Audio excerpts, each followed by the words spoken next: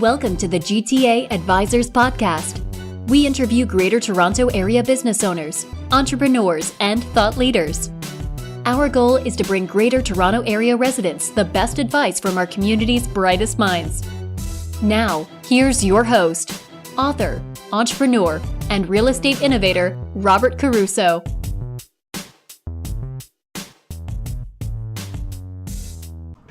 Welcome again, everyone, to another special monthly podcast edition of the GTA Advisors Podcast. I'm Robert Caruso, and I am here with Peter Power from Power Pest Control. Peter, I gotta say, I love your name, man. I love Thank you. And the other thing I gotta say is, if there was a real estate agent with your name, they'd be using it like crazy, abusing it, I should say. Anyway, let's get going. We have a lot to cover today, so. Basically, we're here to talk about ants because ants are a big problem, obviously, this time of year. Correct. Spring is practically here, and what we're going to do is we're going to go through some of the reasons why ants, some of the problems that ants are causing, how to get rid of them, and even something new. So basically, let's recap, or let's go over what we're going to be talking about. So we're going to be talking about carpenter ants, pavement ants. And CB24 just did a special sort of show on this. Basically, there's an invasion in the city of Toronto, or the GTA, on box elder bugs. So you're going to talk us through about what those are and how to get rid of them, and then we're going to finalize with some spring pest tips. So if you're ready, Peter, we'll get going. Let's do this. Yeah, good stuff. So let's start with carpenter ants. So what are carpenter ants? Okay, carpenter ants they're black ants. They're the size for them is anywhere between like 0.6 centimeters to 2.5, which is 60 millimeters to 250 millimeters in length. Right now, they are drawn to moist wood. Right, they do not eat wood. They only bore through the wood. Right, termites, they eat wood.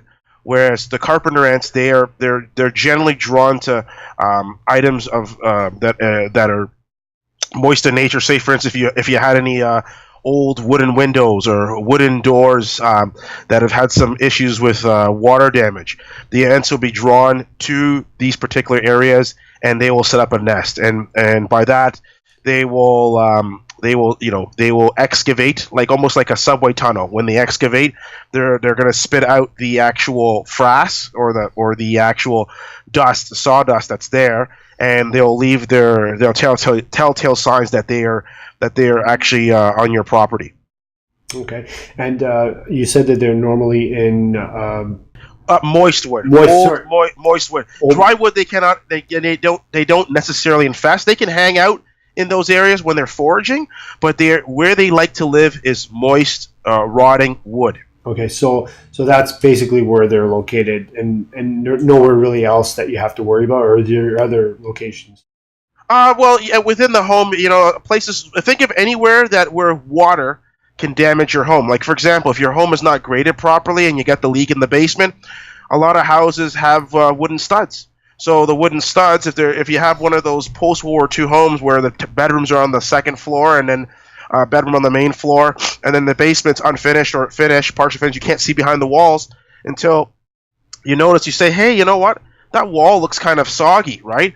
And then you start seeing the sawdust, and you know what I mean? It's the stud that's rotting away. I've seen situations where the cantina room or the cold room, the ceiling's outside, where the cantina is extended from the front part of the house. And then, when they ripped out the ceiling of the cantina, the carpenter ants were nesting not necessarily in the wood, but they were spray foam, and they will nest inside. They'll nest inside spray foam because it's easy for them to actually excavate and chew through that. So they may mimic what it's like to nest in actual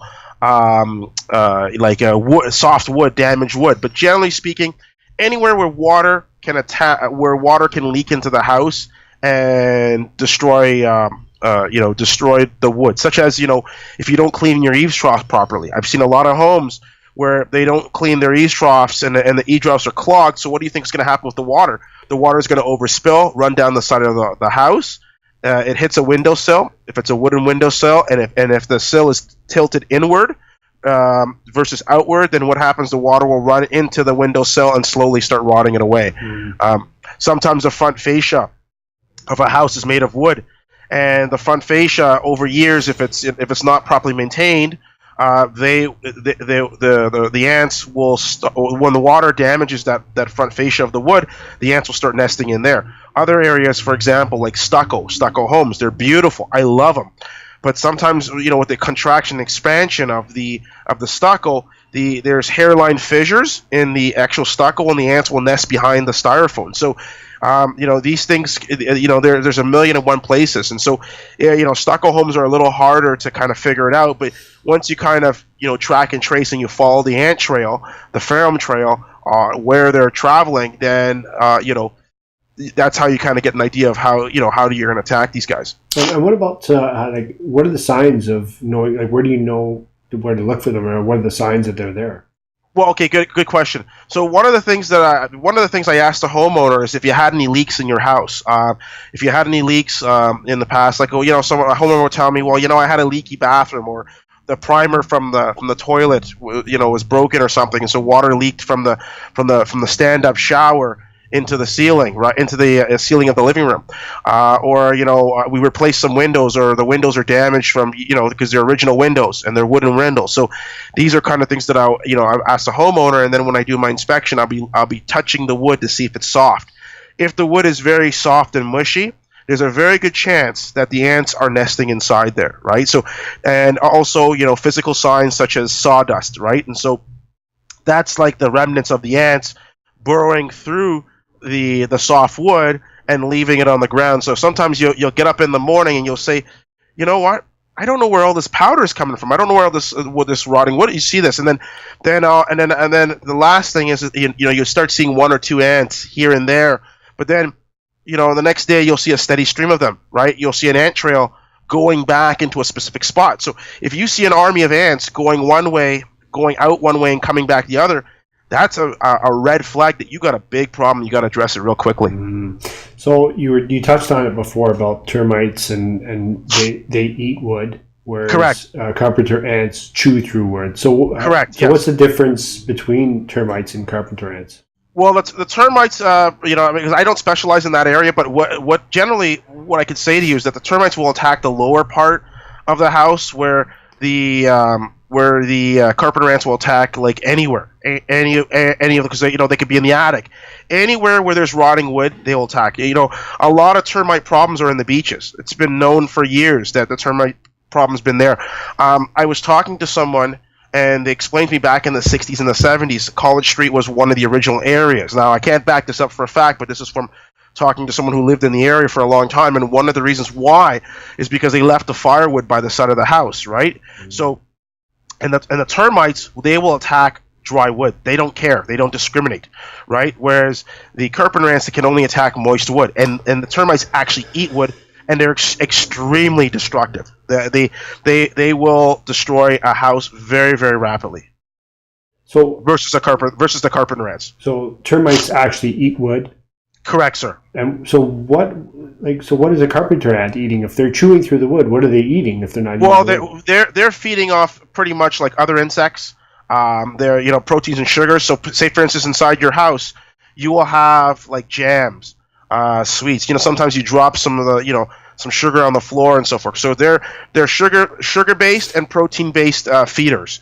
So anything I've seen something really funny where in the summertime I would see ant carry something twice its size and bring it back to the nest. Like I seen them carry like dead wasps back to their nest to feed their brood. So what they do is they will partially engorge an insect or whatever they're feeding on, bring it back to the larvae, regurgitate it to feed the larvae, and they will continue that process. And the queen is the main ant that dictates all what that goes on, right? She is the one that says, you got to do all this stuff while she's doing her thing, and the soldiers go out and do what's necessary to keep the colony going. That's incredible.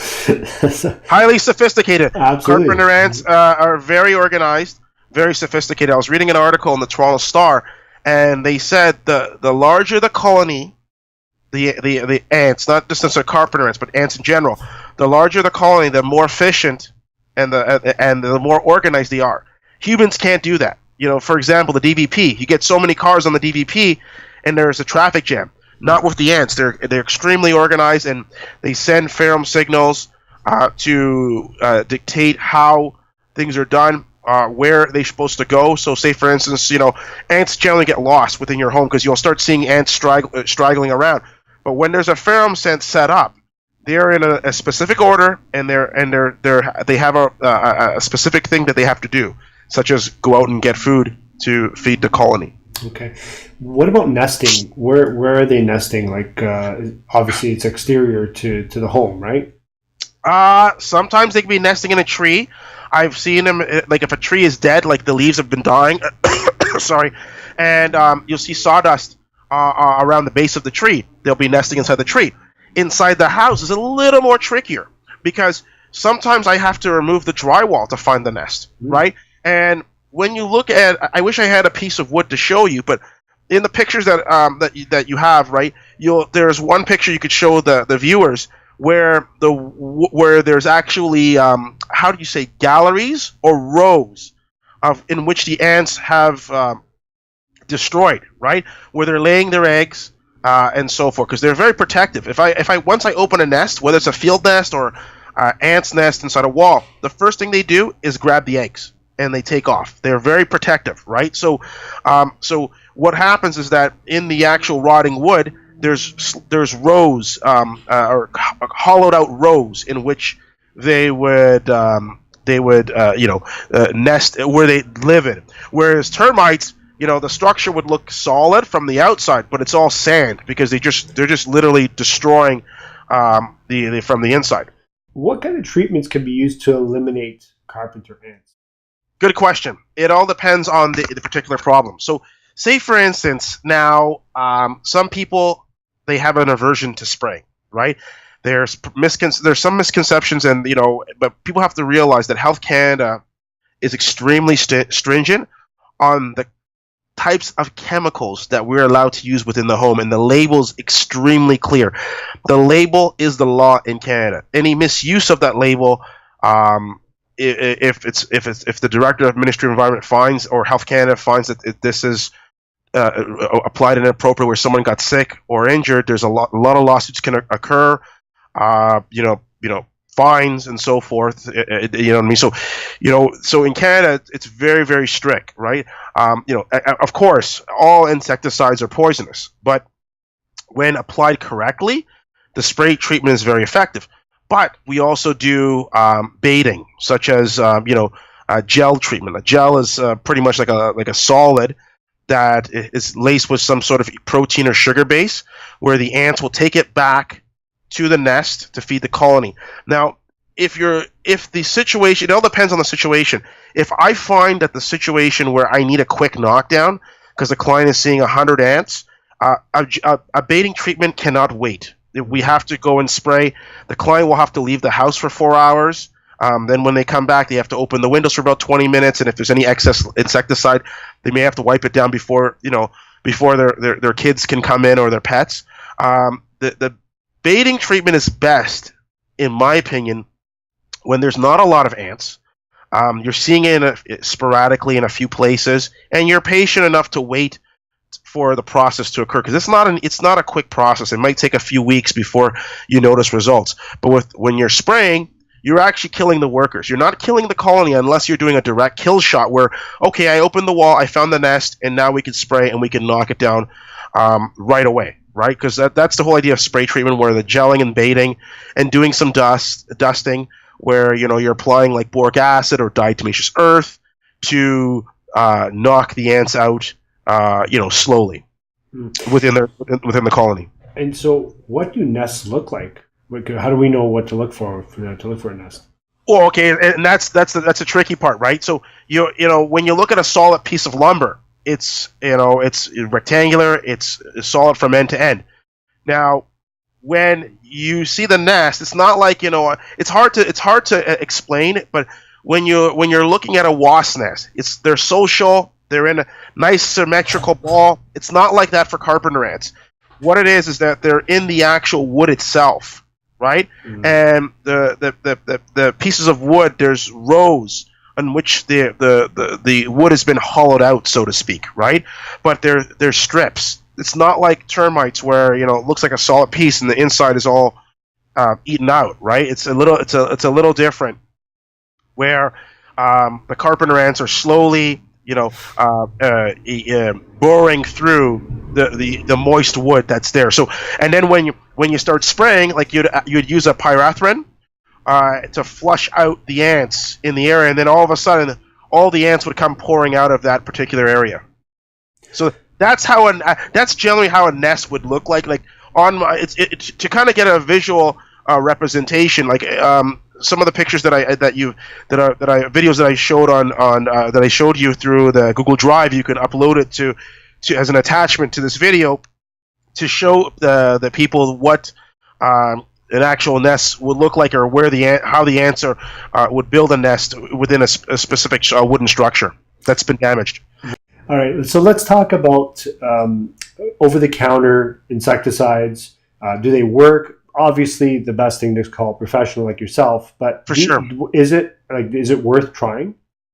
Well, yeah, like there's a lot of stuff over the counter, a lot of domestic products that do work. Like, for example, diatomaceous earth is a great product.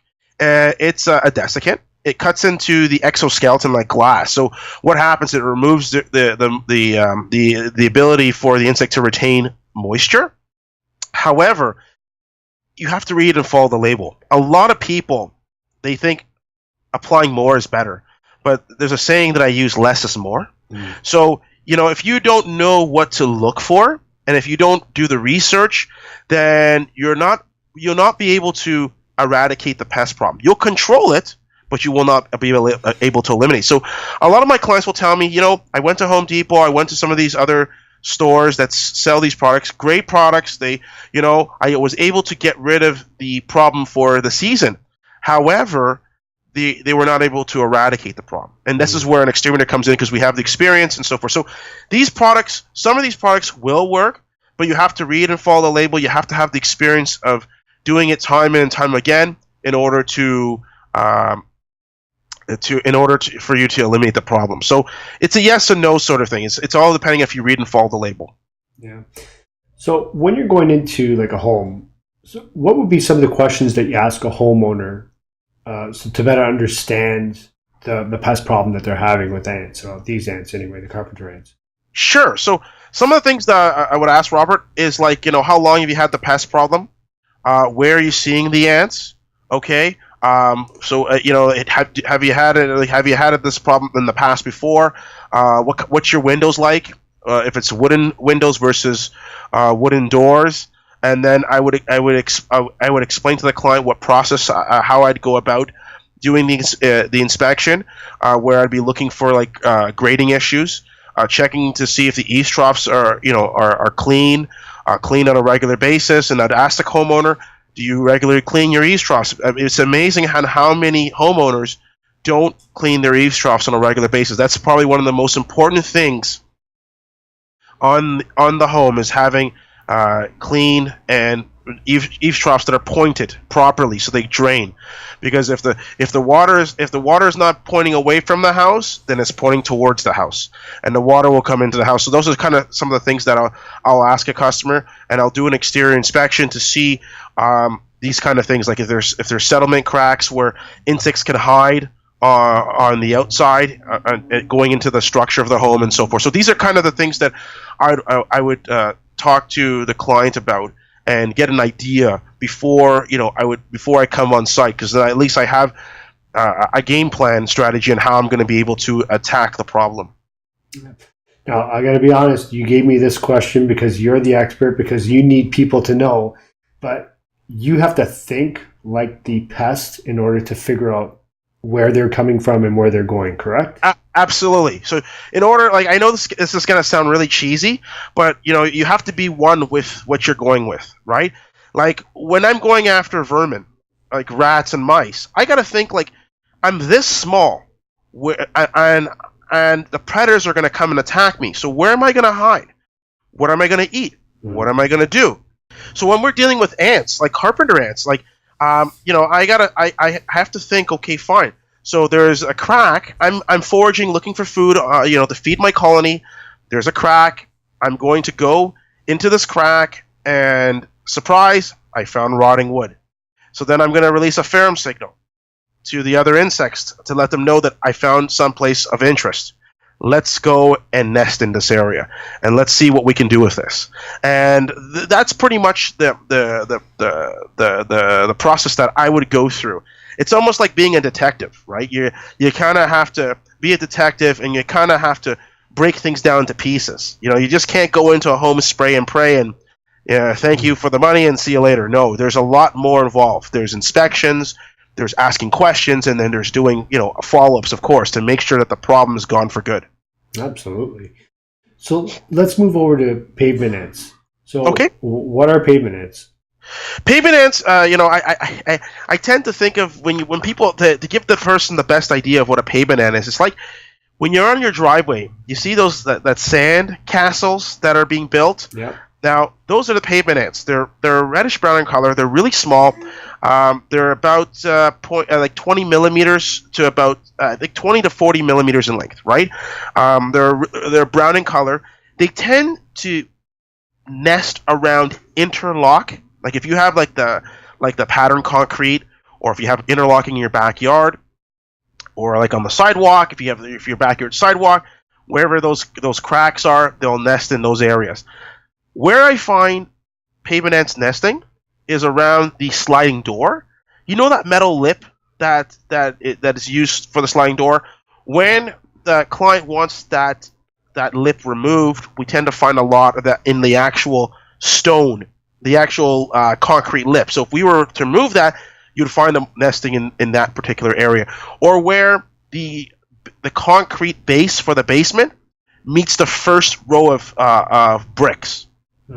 So the first row of bricks that they apply to the base of the concrete, they usually find a way to get into the weep holes and nest in those areas. That's where I usually find the pavement. So they nest in the concrete structures of a home. Are those okay? So obviously, all ants are looking for kind of like food, right? Sugar. Whatever, correct. Right? Yes, that's right. These are doing the same thing. I know we've all seen those, like those anthills. Correct, sir. Yes. Yes. Are these as dangerous as the carpenter ants?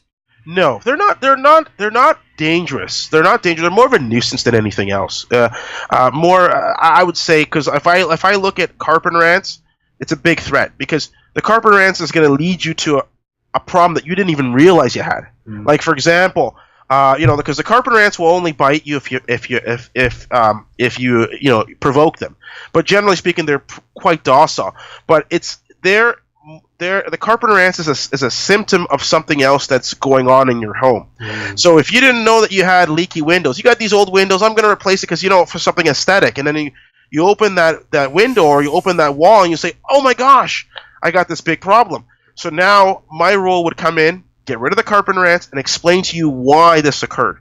And we explained that earlier in the podcast, what some of these things could be. Okay, so just to recap a little bit. So Sure. Obviously termites are area specific, and they're more in certain areas like the beaches, or like we talked about before. Correct. Yes. Is that the same thing with the carpenter ants or pavement ants? I know pavement ants probably pretty much anywhere, right? Yeah, correct. That's right, Robert. They're anywhere. They could be anywhere, but generally speaking, they will target homes that have your asphalt driving, your interlock, your pattern concrete. They could be they can attack almost any home, but homes that are more susceptible with that kind of with those kinds of setups are most likely to have those ants in their home, from my experience. Now, we've all probably walked down a sidewalk or two in our life, see like a little bit of Coke spilt, and you see all these ants around it. That's right. Is that the food they're looking like? Anything sweet or any food? Sugar and protein based, correct. Yeah, so, like for example, perfect example, you have peanut butter. Peanut butter is protein. They'll go after that. You have jam, it's sugar. They'll go after that. So sometimes, depending on the season, the ants sometimes they're finicky eaters, right? So that's another thing with baiting. You have to kind of understand the season on when you're baiting versus when because sometimes the ants are more likely to go for a sugar bait versus a protein bait, right? So that's kind of the thing you have to kind of figure out and understand. And sometimes you might have to use more than one type of bait, because sometimes the ants, I've seen when I put the bait down, the ants have actually gone around the bait. They completely ignore it because they don't like it. It's like fine dining. They're very picky on what they want. Like if we were talking about pharaoh ants. Now pharaoh ants, you find them a lot in apartment buildings and so forth.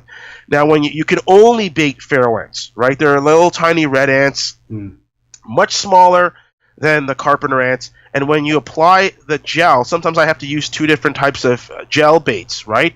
And I may have to use a sugar bait and a protein bait, because the ant will technically walk over one bait and go towards another, right? And you have to do multiple baiting, because sometimes the bait might get hard and they may not want to touch it. So it's, you have to kind of cater to the ant when you're doing the baiting. You have to kind of study where they're going, follow the ant trail, place it along their ant trail. You got to make it easy for them, right?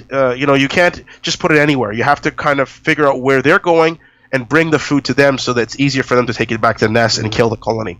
And how do you get rid of the pavement ants?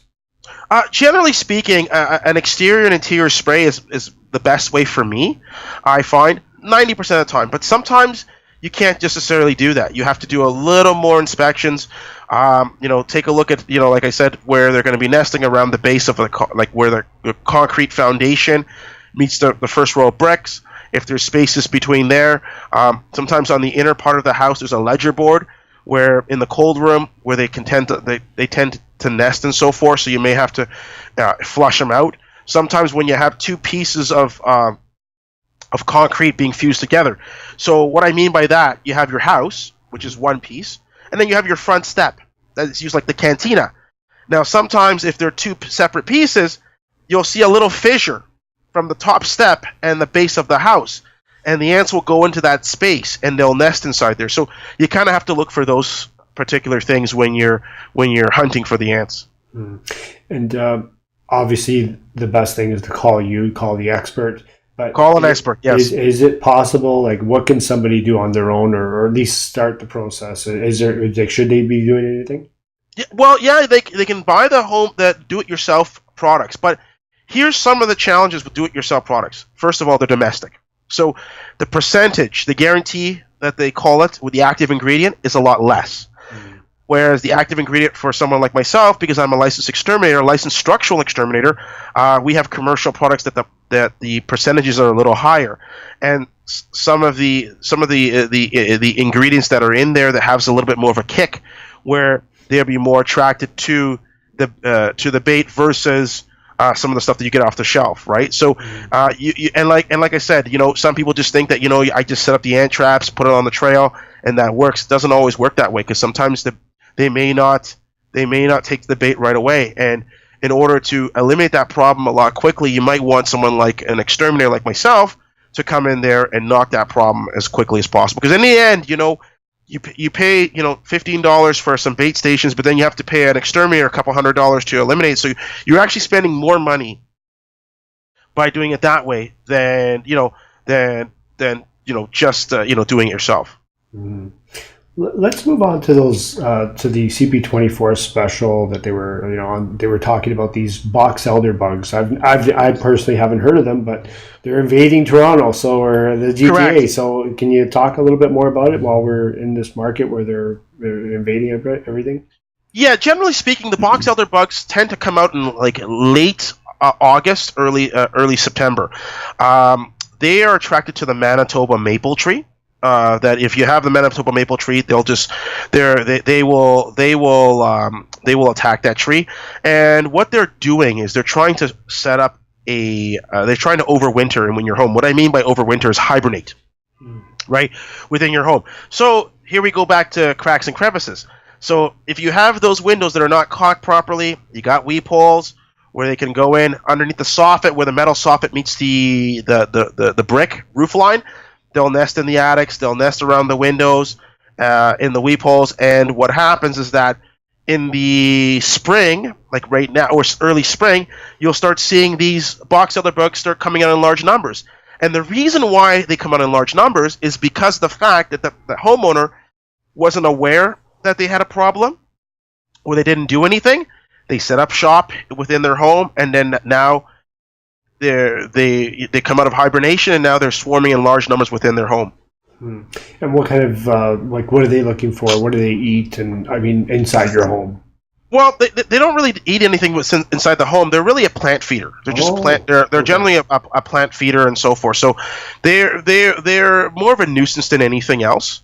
And that's why people are saying, well, why? How come the city won't do anything? Well, it's not like an invasive species like the assassin beetle. No, it's not the assassin beetle. Sorry, the longhorn. The longhorn Asian beetle. That's correct. Yes, like in Vaughan, they have the longhorn Asian beetle. It's an invasive species, and they destroy areas of trees and so forth. And they're not indigenous to our country. So the city and the province will has an active strategy to eliminate those beetles. But for this, it's more of a nuisance, and so that's why the city won't do anything in regards to that. So once it's on your property, it's your responsibility. But in August and September is the best time to attack that. So, but we're in April tomorrow. That's right. Yeah, we're right in the middle of spring. We're just right in the beginning of spring, and the weather is getting warm. So what had happened is that the homeowners previously didn't actually recognize that they had a problem, and so these box elder bugs, they swarm in the thousands on your house. Sometimes the funny thing with the box elder bugs is that, okay, you live at number 2 on this X street, and the person lives at number 4.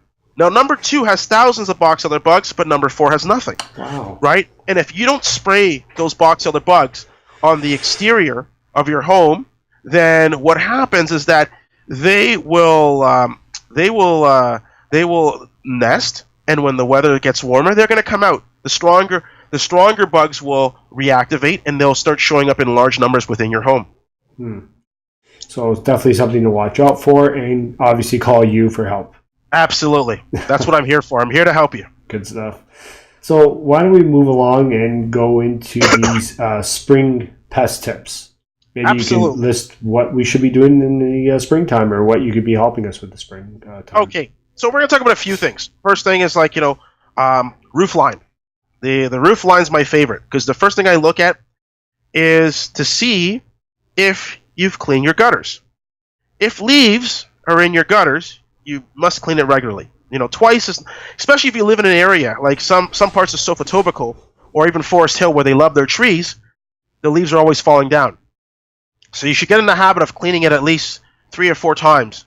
Not twice, not just the fall and the fall and the spring, but twice in the fall, twice in the spring, right?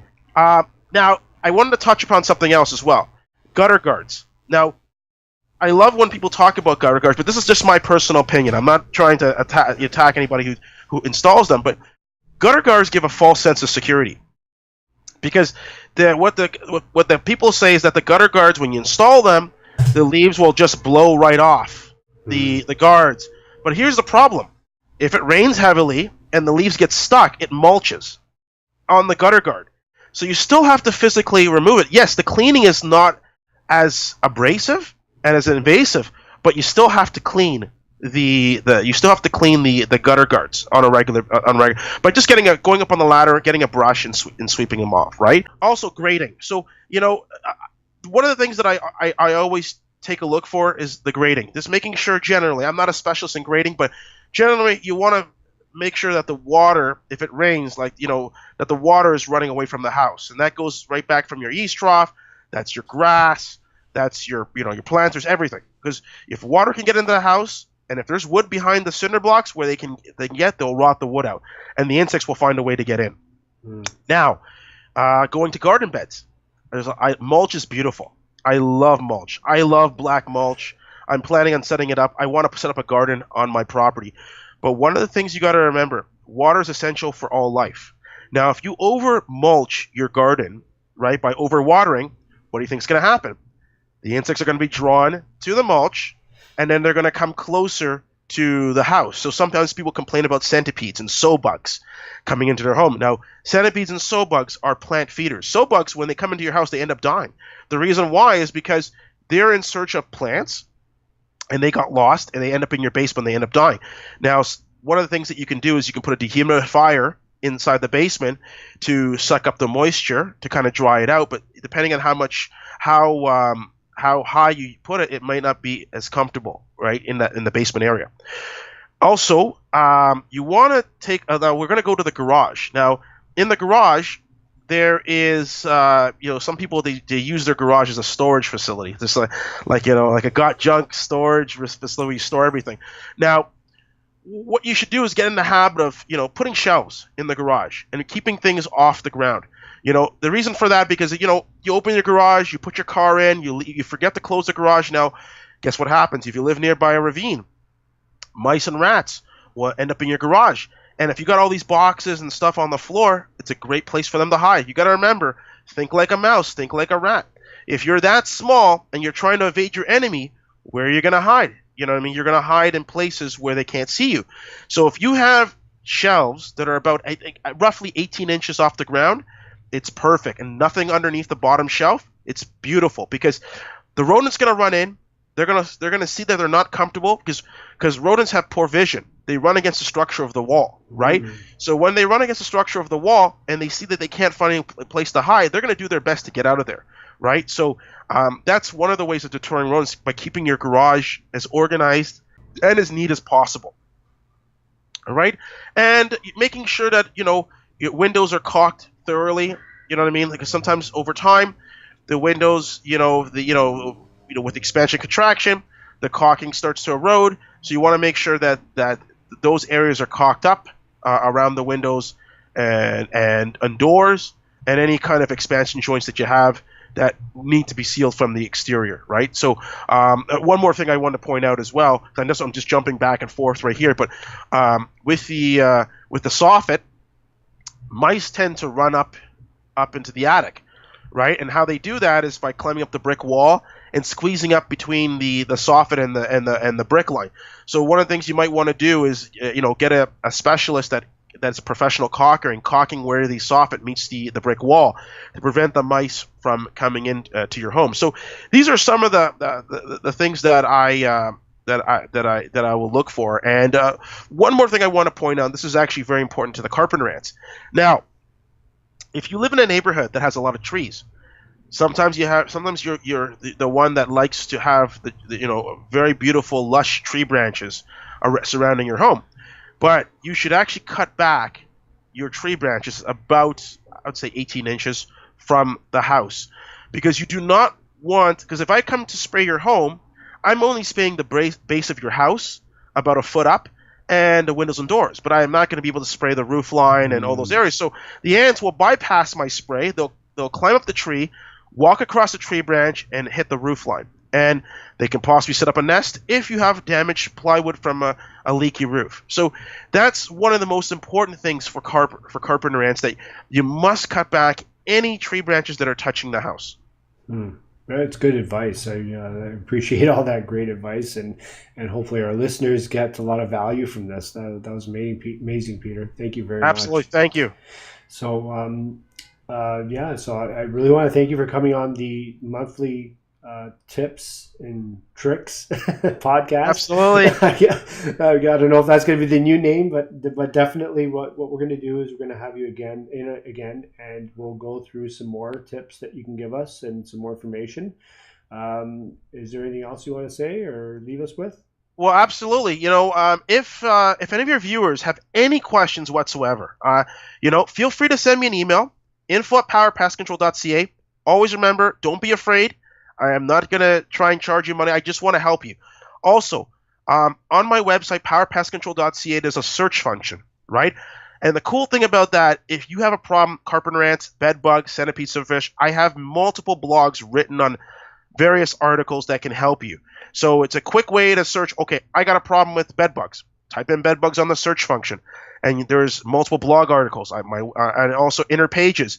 that will talk about bed bugs, that will help you in your journey, and so that in solving your pest problems. So use my website as a reference to help you solve your pest problems. Even if you don't hire me, I still would like you to use my website and use me as a point of reference if you need me for anything. Oh, that's very nice of you, and I have been through your blog, and you're an amazing writer, and I enjoy the information that you provide, absolutely, and I think people will get some good value there. Thank you so much, Robert. All right, we will see you again next month. Absolutely. Thank you. Thank you.